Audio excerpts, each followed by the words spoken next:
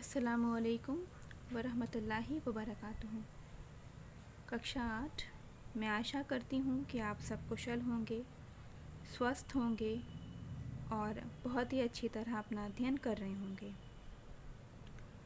बच्चों, आपको ज्ञात होगा कि हम लोगों ने प्रदूषण नामक पाठ पूरा कर लिया है। हमने उसके कठिन शब्द, प्रश्न उत्तर, वाक्य प्रयोग और जितना भी पाठ्य पुस्तक में कार्य होता है वो और अभ्यास पुस्तिका का कार्य हम पूरा कर चुके हैं। आज हम उसी पाठ का श्रुति लेख और अनुच्छेद करेंगे। मैंने आपसे पिछली कक्षा में कहा था कि आप लोगों को जो कठिन शब्द मैंने करवाए हैं आप उनका अभ्यास कर लीजिएगा। उन्हीं शब्दों में से आपका श्रुति लेख होगा। तो आज जो मैं इस समय आपका श्रुति लेख लेने जा रही हूँ आज की कक्षा में, वह प्रदूषण नामक पाठ का है। ठीक है, तो मैं बोलूँगी और आप लिखना प्रारंभ करेंगे बिल्कुल वैसे ही जैसे आप सदैव करते आए हैं। ठीक है बच्चों, तो चलिए हम लोग अपना श्रुति लेख प्रारंभ करते हैं। जैसे जैसे मैं शब्दों को बोल रही हूँ वैसे वैसे आप उसको लिखते जाएं। तो पहला शब्द है नियंत्रित। पहला शब्द है नियंत्रित। नियंत्रित। नियंत्रित के बाद दूसरा शब्द ऑक्सीजन। ऑक्सीजन। दूसरा शब्द ऑक्सीजन और उसके बाद तीसरा शब्द है निर्मल। निर्मल। चौथा शब्द रासायनिक। रासायनिक। नियंत्रित, ऑक्सीजन, निर्मल, रासायनिक। रासायनिक के बाद पांचवा शब्द वैश्विक। वैश्विक। वैश्विक के बाद छठा शब्द ध्वनि। ध्वनि। फिर सातवां शब्द दक्षिणी। ध्वनि के बाद सातवां शब्द है दक्षिणी। दक्षिणी।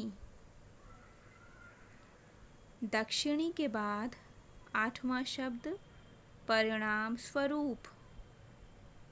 परिणाम स्वरूप। परिणाम स्वरूप के बाद नवा शब्द आपदाएं। आपदाएं। आपदाएं के बाद 10वां शब्द प्राणदायक। प्राणदायक। प्राणदायक के बाद 11वां शब्द आनुवांशिक। आनुवांशिक। आनुवांशिक के बाद 12वां शब्द वनस्पति। वनस्पति। वनस्पति के बाद 13वां शब्द वायुमंडल। वायुमंडल। वायुमंडल के बाद 14वां शब्द निर्जीव। निर्जीव।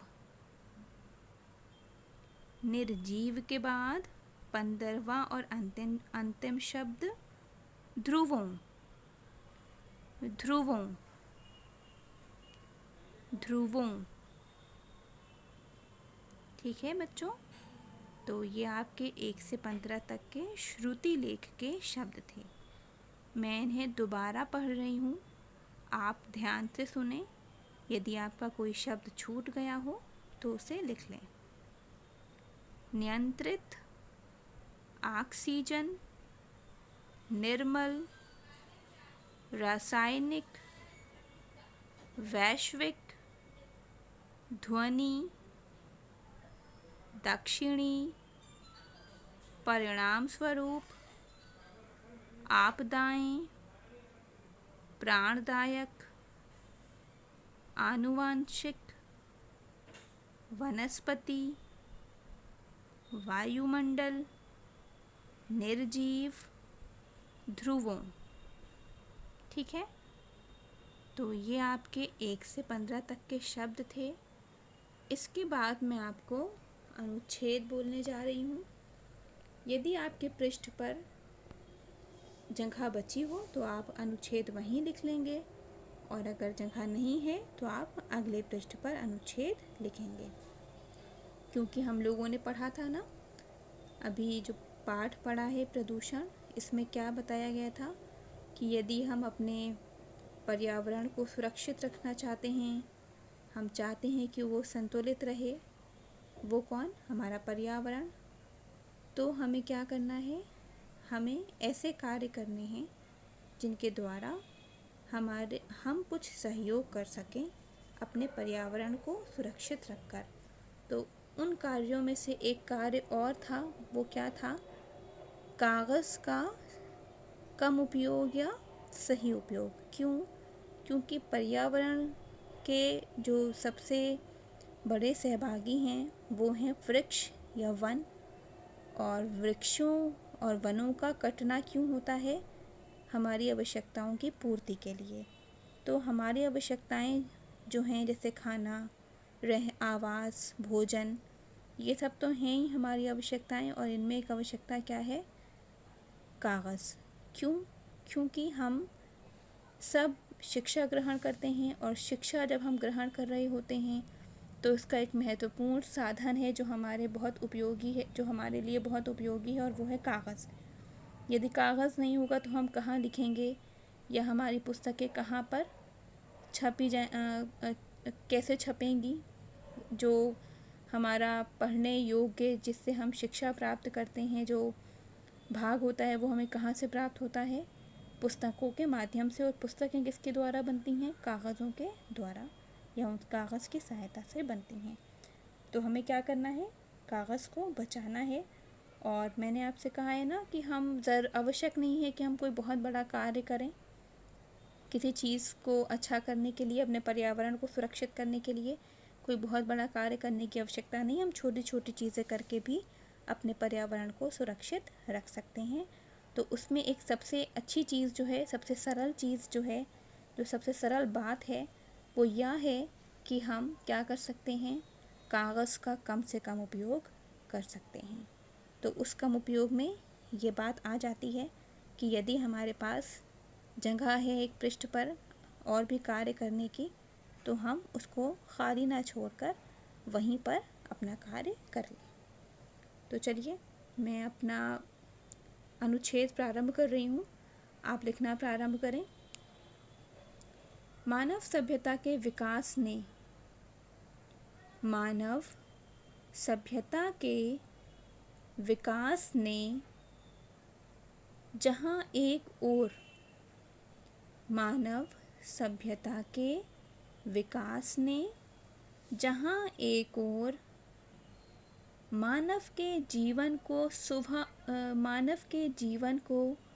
सुविधा युक्त बनाया है। मानव सभ्यता के विकास ने जहाँ एक ओर मानव के जीवन को सुविधा युक्त बनाया है, वहीं दूसरी ओर विश्व भर को अनेक प्राकृतिक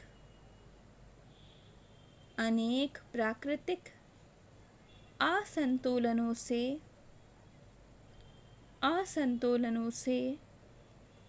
उत्पन्न आपदाओं का सामना करना पड़ रहा है।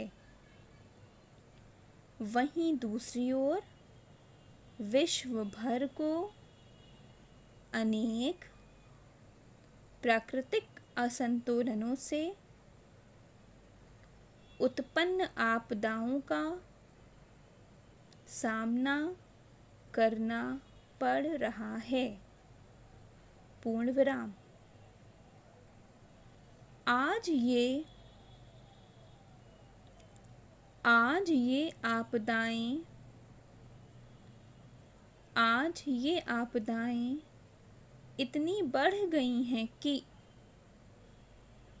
आज ये आपदाएं इतनी बढ़ गई हैं कि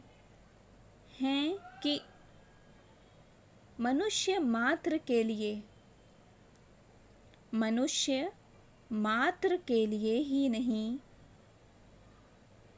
आज ये आपदाएं इतनी बढ़ गई हैं कि मनुष्य मात्र के लिए ही नहीं, बल्कि पूरी पृथ्वी के लिए ही खतरा बन गई हैं। पूरी पृथ्वी के लिए ही खतरा बन गई हैं। पूर्ण विराम। अगर शीघ्र ही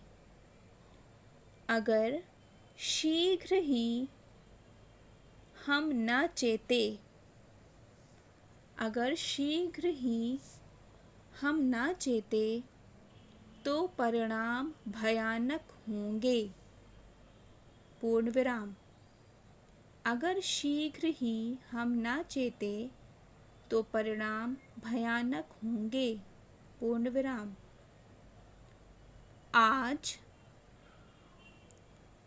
आज दुनिया भर के देश, आज दुनिया भर के देश प्रदूषण और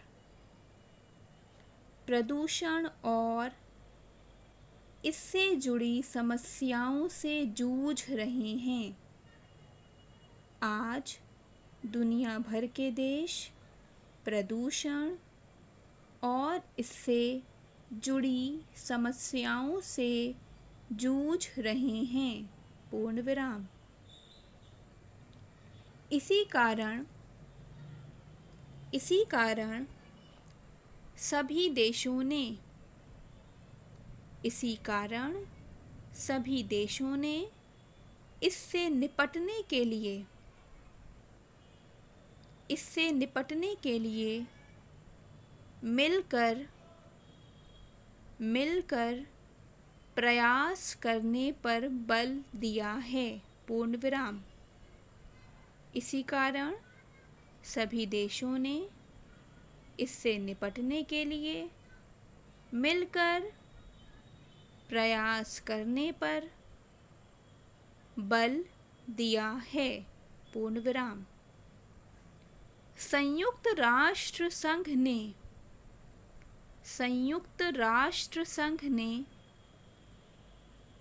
पर्यावरण